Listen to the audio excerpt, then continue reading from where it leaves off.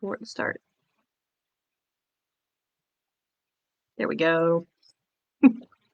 I have no proof that that pause is actually a pause, because I don't watch these back normally. I don't like watching myself talk. But that's not why we're here. We're here because this is 601 Wednesday, our midweek meditation and check-in, if you're so inclined. My name is Daniel Brower. I use he, she, or they pronouns, and I am the transitional minister here at First Christian Church of Decatur. Welcome home and welcome to Wednesday. I hope that everyone is able to enjoy this unseasonably warm weather without worrying too terribly much about the implications thereof. While it is freakishly nice outside, it is still February, which means that it is Black History Month. Black History Month is historically a time set aside for celebrating the monumental contributions that Black people have made to not only our country, but also the world at large, society at large. It's one of many cultural heritage months we observe, all of which are very important. And yet, this year, the Department of Defense and other federal agencies have put a halt on the celebration of identity months. Despite the fact that the president did indeed sign an order declaring February 2025 to be Black History Month, no federal man-hours or dollars will go to celebration of this month. The removal and suppression of this observation is a calculated move toward ending all discussion of diversity and promoting a white monoculture.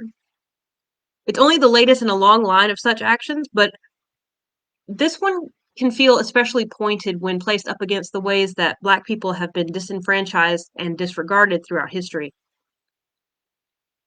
And yet, I had drill this month with the National Guard this past weekend. And the greeting of the day, everywhere I went, every unit I visited, was Happy Black History Month. Every soldier. The 1st and 2nd of February. Oh, it's Black History Month. Happy Black History Month. Despite official degrees to the contrary, people still made space for this important observance and held it up rather than shoving it aside because they were told to. This does not make the erasure of cultural heritage observations okay, but it is a powerful testament to the ways that people can make a difference against that erasure.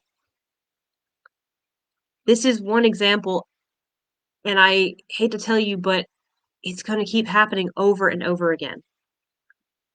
As those in power continue to erode respect for other cultures, gender-affirming medical care, human rights for immigrants, and so much more,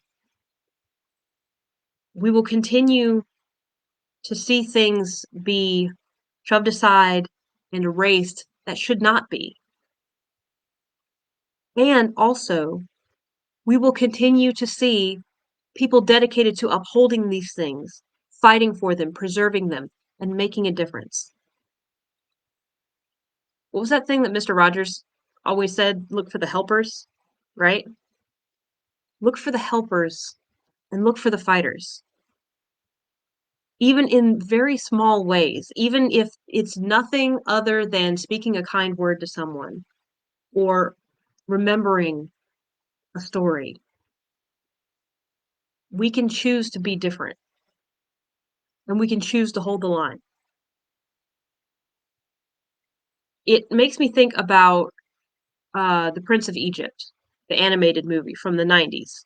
If you haven't watched it, go watch it. And yes, before the comment section goes off, there is also a stage musical. I haven't seen it. That's on me.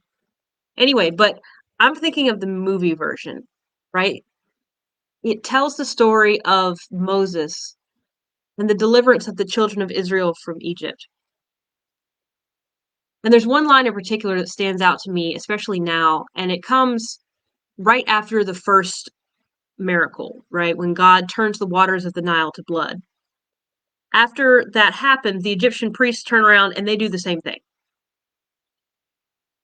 And it's devastating. You know, you thought this was a huge display of power, and then someone said, actually, it's not that impressive. And Aaron turns to Moses in despair and says, okay, what is the point of this? Whatever you do, they also do, and they are more powerful. We have nothing. And Moses takes a beat And then he responds with this. It's true, Pharaoh has the power. He can take away your food, your home, your freedom. He can take away your sons and daughters. With one word, Pharaoh can take away your very lives. But there is one thing he cannot take away from you, your faith. Believe, for we will see God's wonders. The things that are going on in our government and in our world are terrible and they are frightening. There is action and legislation going on that may very well take away many things from many people. This is not to be diminished. And we are still here. The government cannot legislate away your love for each other. And the government cannot change the gospel. Even if and when things become even more dire, there will still be people standing for what's right, helping one another, and extending love beyond whatever those in power might say against it. Believe, for we will see God's wonders. And while I would love for God's wonders to be on the Exodus scale, you know, parting seas, frogs, all that fun jazz, it is more likely that we will see the wonders of God in the works of our brothers and sisters, in our siblings of the faith to our right and our left who will stand up and say, that's not right and that's not okay. I will help you. I will speak for you. And I will remember you, no matter what. I am proud to say that First Christian Church of Decatur is a place where those kinds of people can gather. If you are searching for some folks to stand with, to help with, or to just be with, I cannot recommend First Christian enough. We strive to be purposefully involved in the healing and helping of our community and our world. Are we perfect at it? No, we are not. Do we know exactly what that means for us right here in this moment? Eh, eh. And yet, we are committed to being in community and figuring out together. We are committed to one another. And that means you, if you want to be a part of it. We invite you this Sunday to our worship service at 10:25, like usual, in the sanctuary.